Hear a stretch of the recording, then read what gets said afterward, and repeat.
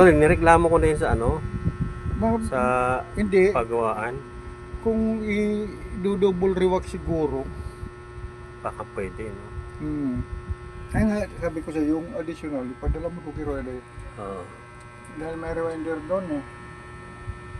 Okay lang naman sila kahit pangit yung sinunod.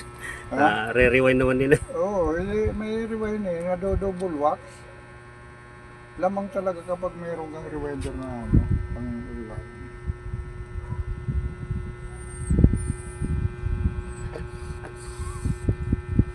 Ito yung quality dati natin to.